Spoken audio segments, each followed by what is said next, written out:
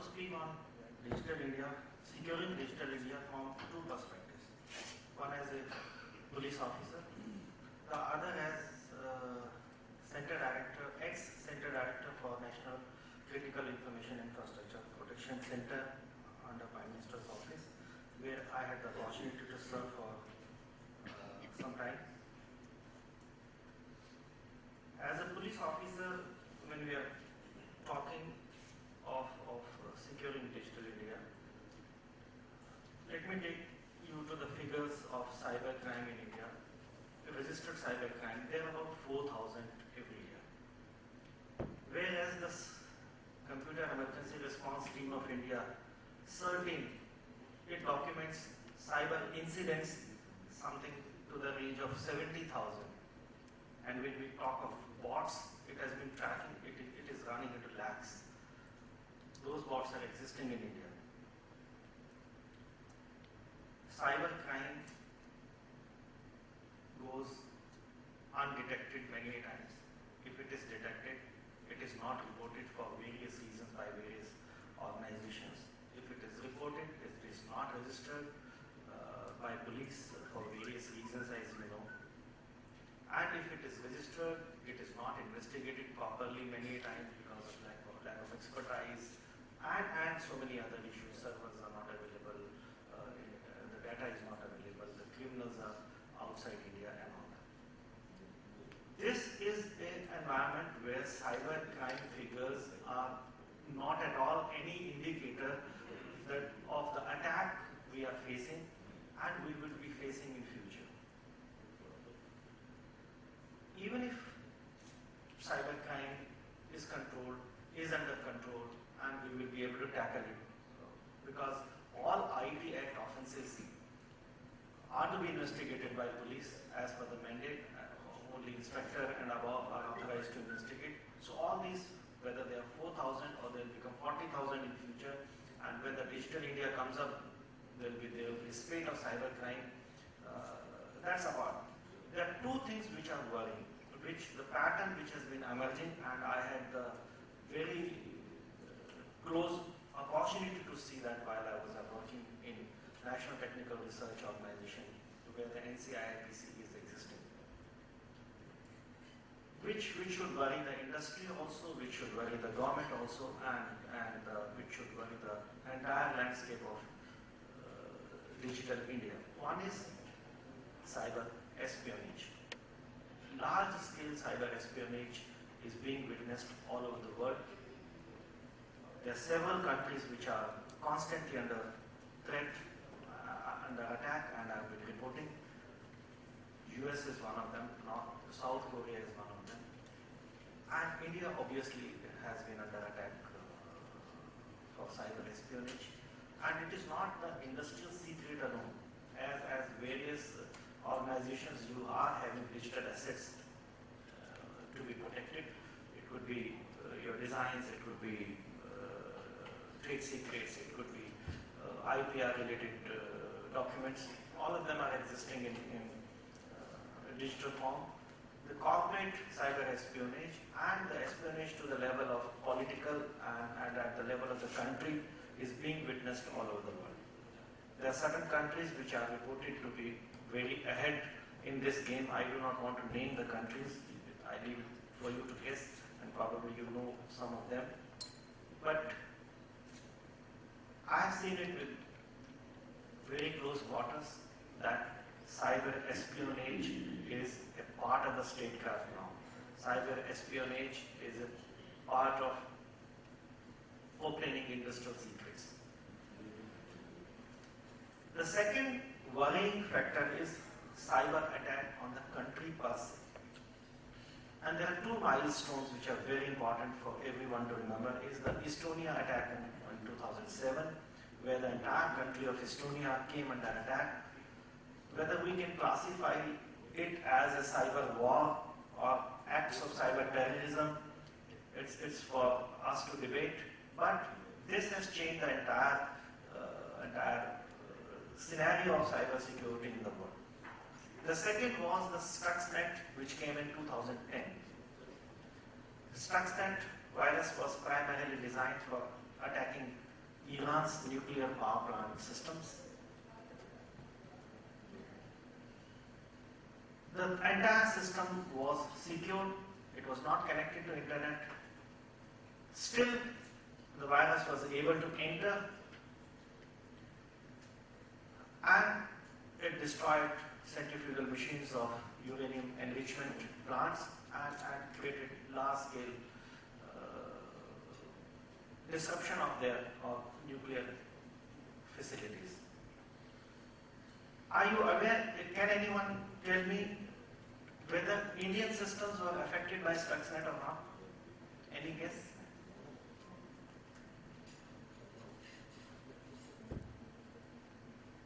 A virus which was specially designed for Iran's nuclear power plant facility, which was able to enter their secure systems which are not connected with internet using a pen drive which was deliberately distributed to one of the employees. That virus, 10,000 Indian systems were affected by that virus. There is a whole lot of list, but 10,000, and some of them were of Haryana State Electricity Board also. What if those systems were connected to internet and they also had the Siemens PLC for which Stuxnet was designed, and for that matter, our power plants and nuclear facilities do have SCADA systems all over them. Many of them are also Siemens PLC for which this was designed. And now it is also emerging that two particular countries were behind Stuxnet. I again do not want to name them.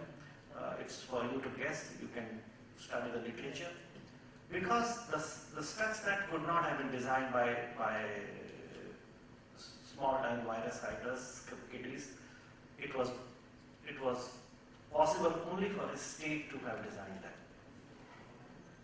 Now we are living in a world where state-sponsored actors or state themselves might cause large-scale cyber attacks or cyber espionage. So securing digital India becomes very important. And as the previous speaker was mentioning, it all has to start with securing citizens. Each one should secure their own computers, their laptops, their office computers, their emails, and then every organization must secure its digital assets. And the organization could be private or it could be government organization, and then the entire country should secure its IT assets, which we call critical information infrastructure. ISO 27001 as cybersecurity measure has been mentioned in IT Act, but it's very basic. So far, to my knowledge, about 300 organizations only in the country have got ISO certification for cybersecurity, which is not sufficient compared to the number of organizations we have. Then we have got two main organizations looking after cybersecurity at the national level. One is CERTIN under Section 70B of IT Act. The another one is National Critical Information Infrastructure Protection Center under Section 70A of IT Act. And I happen to be the center director for that particular unit under NTRO. How many organizations do have chief information security officers, whether in government or private sector? How many organizations are having separate budget for IT security? How many organizations have cyber security policy of their organization?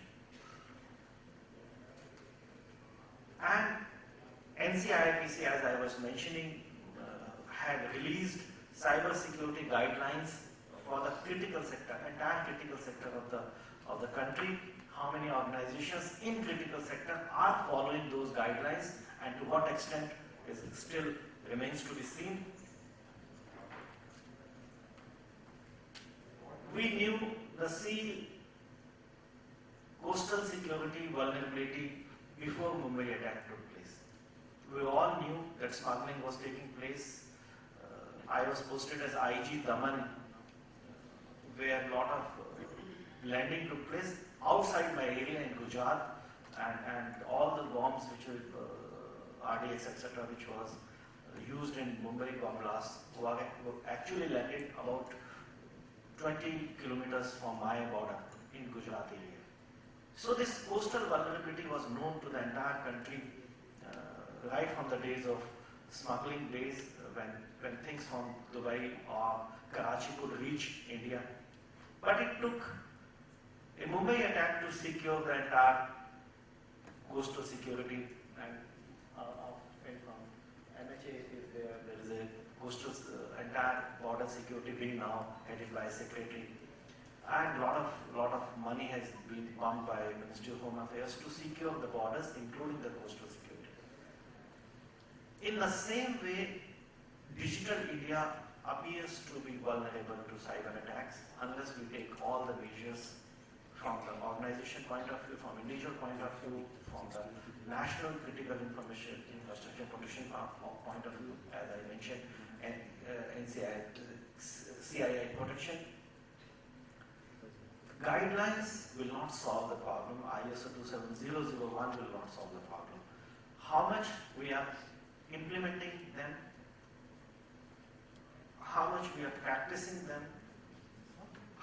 is there a scientific method of evaluation? Where do we stand as compared to the standards? A lot of work has to be done. We already had National Cybersecurity Policy in 2013. To me, it appears that a digital Pearl Harbor or a digital attack might be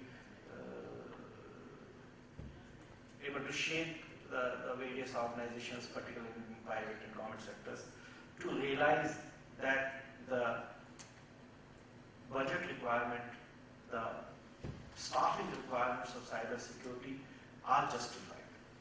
Let's not wait for that to happen. We must see that attack is so imminent and start taking measure. Let's not be reactionary. After the attack, we start taking measures.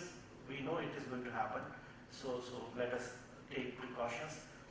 Every individual, every organization, and the country per se. Then only we can have the mission of smart cities and digital India, but secure and resilient digital India. Thank you.